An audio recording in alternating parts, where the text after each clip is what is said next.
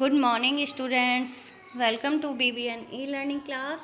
Today's our topic मेरी प्रिय अध्यापिका और इसके साथ ही हम चैप्टर 6 के क्वेश्चन आंसर राइट और लर्न दोनों करेंगे। तो ओके स्टूडेंट्स, तो स्टार्ट करते हैं। देखो स्टूडेंट्स, जब हम अपने विद्यालय में पढ़ते हैं, शिक्षा ग्रहण करने के लिए जाते हैं, तो वहाँ हमें जो है बहुत सारे अध्यापक और अध्यापिकाओं का सहयोग मिलता है। उनके द्वारा हमें शिक्षित किया जाता है। तो क्या होता है कि हम जो है, वैसे तो हमारे सभी अध्यापक जो है बहुत ही अच्छे होते हैं, चाहे वो किसी भी विषय के क्यों ना हो या किसी भी सब्जेक्ट के क्यों ना हो, मगर जो हमें सबसे ज़्यादा अपने गुणों से प्रभावित करता है वो ही हमारा प्रिय बन जाता है। तो किस प्रकार हम अपने प्रिय अध्यापक के बारे में अपने जो उनकी जो विशेषताएं हैं उनको हम अपने शब्दों के माध्यम से यहाँ पर लिख सकते हैं। किस प्रकार लिखते हैं, तो आइए स्टार्ट करते हैं। मेरी प्रिय अध्यापिका। तो यहाँ पर एक कविता के माध्यम से मैंने अध्यापिका के बारे में बताया है कि जब बच्चा अपनी बाल्यावस्था में जब 4 से 5 वर्ष की उम्र में वह स्कूल में प्रवेश करता है, तो किस प्रकार जो है अपनी माँ को छोड़कर जो है वह स्कूल में जाता है, तो वहाँ पर जो है अध्यापिका जो है उसे किस प्रकार ट्रीट करती है और वह किस प्रकार अध्यापिका के बारे में बताता है। वैसे तो हम जो सबसे पहले शिशु यानी कि बच्चे की जो प्रथम पाठशाला होती है, गुरु होती है, वो उसकी माँ होती है। उसके बाद वह विद्यालय में जाता है, तो वहाँ जो है अध्यापिकाओं द्वारा उसे शिक्षित किया जाता है, तो वो उसकी जो है दूसरी गुरु जो है बन जाती हैं। तो आइए इस कविता को हम यहाँ पर पढ़ते हैं। घर छोड़कर शुरू में स्कूल चला जब आता था, माँ को याद कर करके मैं बहुत आंसू बहाता था। तो एक बच्चा कह रहा है कि जब वो स्टार्टिंग में स्कूल में उसने प्रवेश लिया है, तो वो कह रहा है कि घर छोड़कर शुरू में स्कूल चला जब आता था, यानी कि स्कूल में जब मैं घर छोड़कर जब शुरू में स्कूल चला आता था, तो माँ को याद करके मैं बहुत आंसू बहाता था। फिर प्यारी अध्यापिका ने प्यार से मुझको समझाया, मैं भी तो माँ जैसी ही हूँ कहकर मुझको सहलाया। फिर जो हमारी प्यारी अध्यापिका हैं, उन्होंने मुझे प्यार से सहलाया और कहा कि मैं भी तो तुम्हारी माँ जैसी ही हूँ। अपनी प्यारी शिक्षिका को धन्यवाद चाहता हूँ कहना, आप हमेशा नन्हे मुन्नों संग बस ऐसे ही रहना। तो वो कह रहा है कि मैं अपनी प्यारी शिक्षिका को जो है धन्यवाद कहना चाहता हूँ कि आप हमेशा अपने नन्हे मुन्ने बच्चों संग ऐसे ही रहना। तो ये हमने कविता के माध्यम से यहाँ पर एक थोड़े से अपने विचार रखे हैं कि बच्चा जब शुरू में स्कूल जाता है तो वो किस प्रकार अपनी अध्यापिका के बारे में बताता है। नेक्स्ट जो हम स्टार्ट करेंगे, कोई भी हम प्रस्ताव लेते हैं तो उसकी जो है हम शीर्षक बनाते हैं, हेडिंग बनाते हैं। विदाउट हेडिंग जो है वो प्रस्ताव जो है हमें इतना बेटर नहीं लगता, इसलिए हमें जो है हेडिंग के साथ बनाते हैं तो प्रस्ताव और भी अच्छे से बनकर आता है। तो प्रस्ताव एक तो होता है निबंध और एक होता है प्रस्ताव। निबंध को जो है हमारा बड़ा रूप होता है, जबकि प्रस्ताव जो है हमारा छोटे रूप में लिखा जाता है। वैसे भी अगर हम देखें कि अनुच्छेद होते हैं हमारे, जिनको हम पैराग्राफ बोलते हैं, तो वो हमारे और भी छोटे रूप में लिखे जाते हैं। तो हम यहाँ पर जो है प्रस्ताव के माध्यम से हम जो है मेरी प्रिय अध्यापिका लिखेंगे कि सबसे पहले हम जो हेडिंग डालेंगे वो है हमारी प्रस्तावना। हम सभी के जीवन में शिक्षक का बहुत महत्व होता है। एक शिक्षक को भगवान से भी बढ़कर दर्जा दिया गया है। देखो, भगवान से बढ़कर भी दर्जा दिया गया एक शिक्षक को। देखो, गुरु कबीरदास जी ने अपने दोहों में गुरु की महिमा का बहुत बार वर्णन किया है और उन्होंने कहा भी है, गुरु गोविंद दो खड़े काके लागू पाए, बलिहारी गुरु आपने गोविंद दियो बताए। तो गुरु गोविंद दो खड़े, गुरु और गोविंद यानी गोविंद भगवान, गुरु और भगवान दोनों खड़े हैं। तो एक शिष्य जो है परेशानी में वो सोच रहा है कि मैं सबसे पहले किसके पैर छूऊं, फिर उसे जो है बाद में समझ आता है कि गुरु ने ही मुझे भगवान तक जाने का रास्ता बताया है, इसलिए मुझे सबसे पहले गुरु के ही पैर छूने चाहिए। इसलिए गुरु को जो है भगवान से भी बढ़कर माना गया है, क्योंकि माता पिता के बाद ही शिक्षक छात्र के अंदर सोचने और समझने की शक्ति को विकसित करते हैं। शिक्षक पूरे संसार में ज्ञान का प्रकाश फैलाते हैं। माता पिता ये हमारे जीवन के सबसे पहले गुरु होते हैं। माता पिता जो होते हैं वो हमारे जीवन के जो है सबसे पहले गुरु होते हैं। उसके बाद शिक्षक हमें अज्ञान रूपी अंधकार से हमारे जीवन पर ज्ञान रूपी प्रकाश डालते हैं। क्योंकि जब हम स्टार्टिंग में शुरू में जाते हैं तो वो हमारे जो अंदर जो है अज्ञानता रहती है, फिर जो है शिक्षक हमें जो है शिक्षित करता है तो हमारे अंदर जो है ज्ञान रूपी प्रकाश पड़ने लगता है। शिक्षकों का एक ही उद्देश्य होता है, उनका एक ही पर्पज होता है कि छात्र अपने जीवन में सफल हो जाए।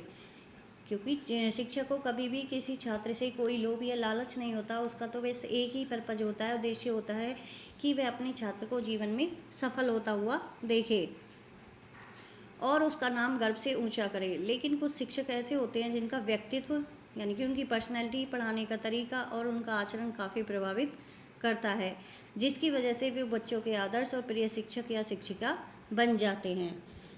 तो आइए हम अपनी शिक्षिका के बारे में क्या क्या हमने यहाँ पर क्वालिटी देखी हैं, क्या क्या गुण देखे हैं, तो उनको यहाँ पर लिखते हैं। मेरी प्रिय अध्यापिका। हमारे स्कूल में बहुत सारे शिक्षक और शिक्षिका हैं, उन सभी में से मेरी प्रिय अध्यापिका विज्ञान यानी कि साइंस, अगर हम छोटी क्लास के अकॉर्डिंग देखें तो हम ईवीएस भी बोल सकते हैं इसको।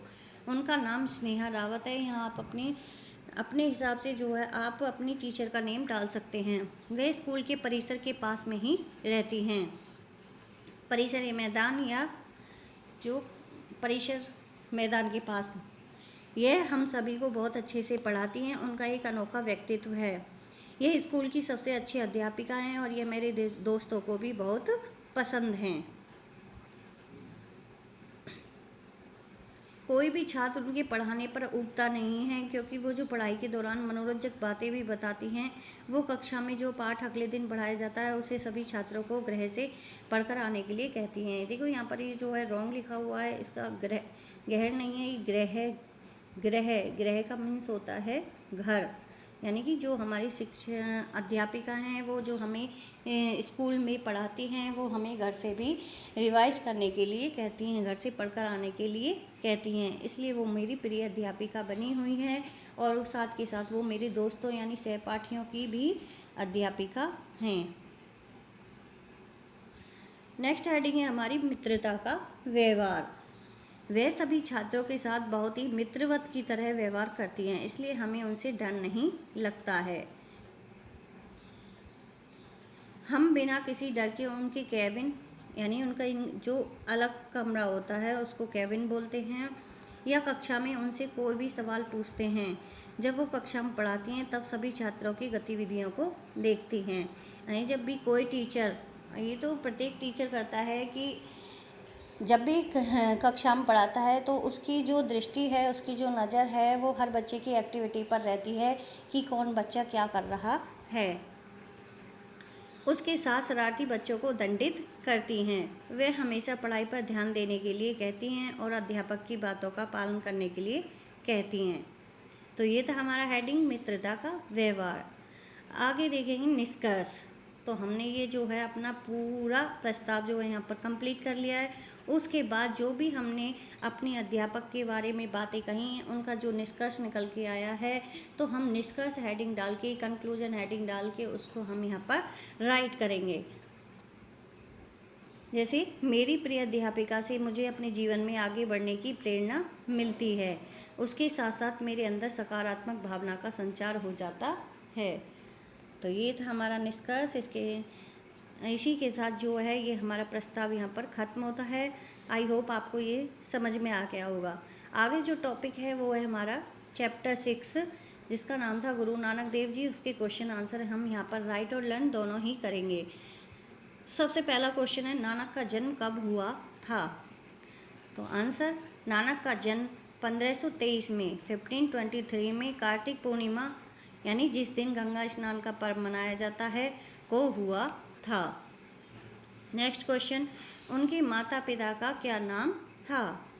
तो उनके पिता का नाम मेहता कालूराम पटवारी तथा माता का नाम तृप्ता देवी था। नेक्स्ट क्वेश्चन, नानक के माता पिता उनके लिए चिंतित क्यों रहते थे? देखो हमने चैप्टर पढ़ाया था, बच्चे अगर चैप्टर को अच्छे से पढ़ लें तो हमें क्वेश्चन आंसर रिवाइज करने की या लर्न करने की ज़रूरत ही नहीं पड़ेगी, क्योंकि सारे क्वेश्चन होते हैं।